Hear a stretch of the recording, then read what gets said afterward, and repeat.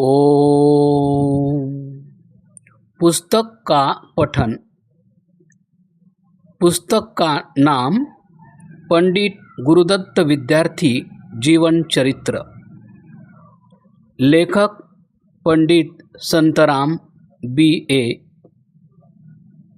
स्रोत गुरुदत्त लेखावली ईस्वी सन 1918। प्रकाशक राजपाल। प्रबंधकर्ता आर्य पुस्तकालय व सरस्वती आश्रम लाहौर। पाठक दिलीप लक्ष्मणराव वैद्य, सदस्य आर्य समाज, नांदेड़, महाराष्ट्र। जीवन चरित्र। पंडित गुरुदत्त की छोटी सी जीवन यात्रा बहुत ही मनोरंजक और प्रशस्त घटनाओं से भरी पड़ी है।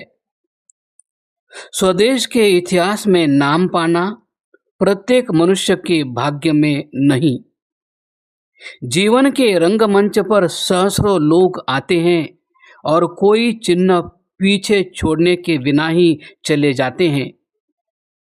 जिन लोगों का उनके साथ मित्रता, व्यापार में हिस्सेदारी या इसी प्रकार के किसी अन्य कारण से गाढ़ संबंध था, वे भी उनका नाम तक नहीं लेते।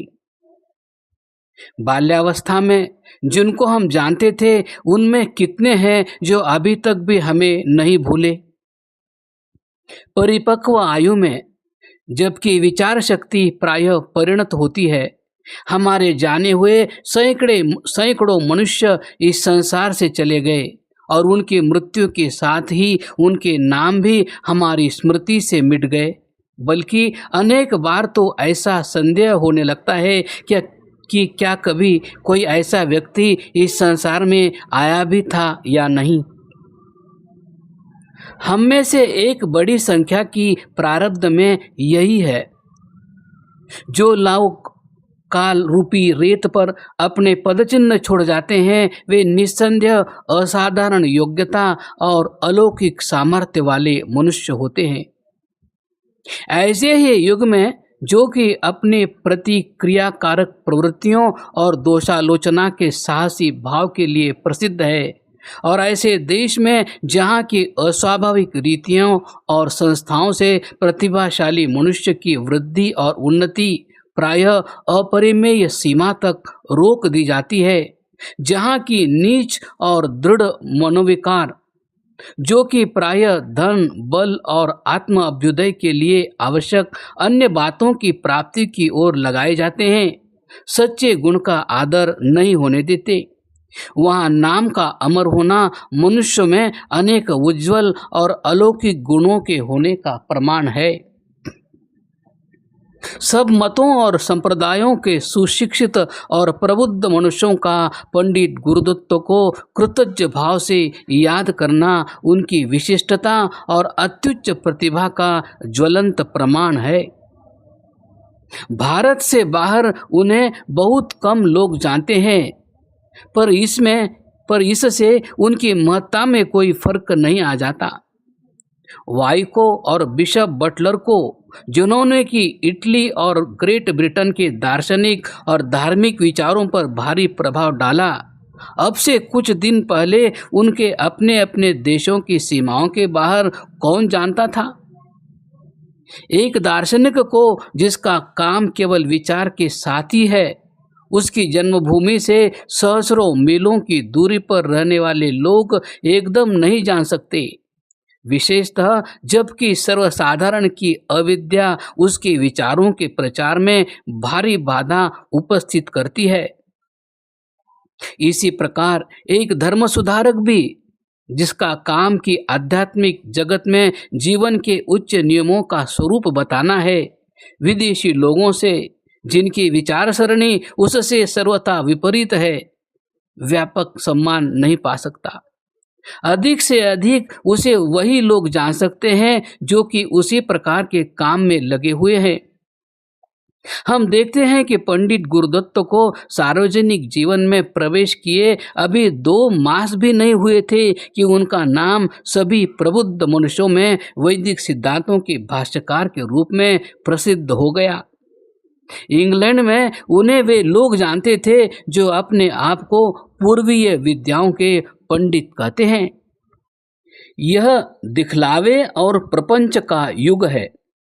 प्रत्येक मनुष्य जिसके पास चपल जीवा है और जो अपनी वाग्मिता से लोगों पर असर डाल सकता है, वही अपने आप को महापुरुष कहलाने की चिंता में है। ऐसे मनुष्य अनेक हैं जिनकी मानसिक बुद्धि तीव्रता उच्च कोटि की नहीं, जिनके अंदर संकल्प की दृढ़ता नहीं और जिनकी नैतिक दशा बड़ी ही निराशाजनक है, पर फिर भी उन्हें बड़े बनने का दावा करते तनिक संकोच नहीं होता। जिन रीतियों से वे लोगों को अपनी ओर आकर्षित करते हैं वे बड़ी ही विचित्र हैं। उन्होंने कई एक वेतनभोगी मनुष्य ऐसे रखे होते हैं जिनका काम की उनके गुण गाना ही होता है।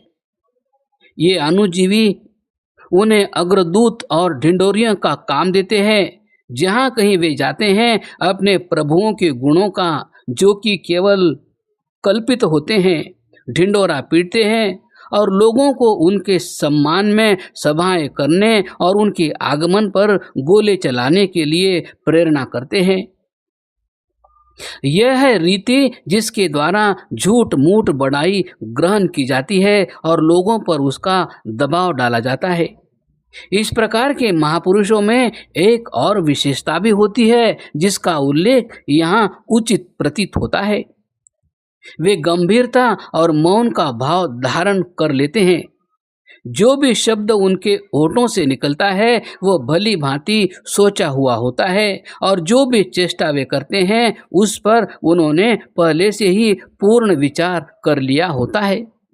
पंडित गुरुदत्त झूठी महत्वाकांक्षा और दंभ से विशेष तौर पर रहित थे।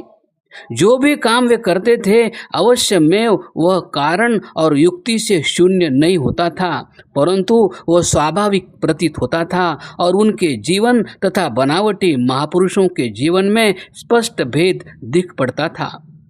पंडित गुरुदत्त सच्चे अर्थों में महान थे, क्योंकि एक तो परम पिता में उनकी अगाध श्रद्धा थी, दूसरे उनके जीव विचार और कल्पनाएं पवित्र और बल और उन्नति के देने वाली थी, तीसरे उनके अंदर जनता को आकर्षण करने की शक्ति थी, चौथे उनके अंदर वह दिव्य शक्ति थी जो कि महापुरुषों का विशेष गुण है, पांचवें वे मन वचन और कर्म से सच्चे थे, उनका जीवन अपूर्व रीति से एक रूप था, छठे धर्म में वे झूठी संधि न करते थे, बनावटी सुधारकों की तरह वे लोगों के मूढ़ विश्वासों और पक्षपात से डरकर भड़वापन न करते थे और इस दृष्टि से वे अपने समय के लोगों से बहुत ऊपर थे।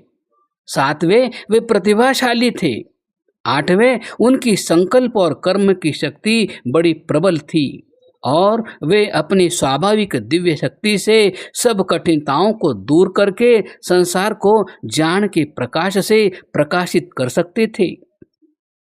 उनके सहयोगी अभी तक भी जीते हैं। इनमें से कुछ एक जो उनकी उन्नति को देखकर जलते थे और जो अपने अभ्युदय के लिए उन्हें कलंकित करना चाहते थे, वे अभी तक भी उनकी निंदा ही करते मिलेंगे।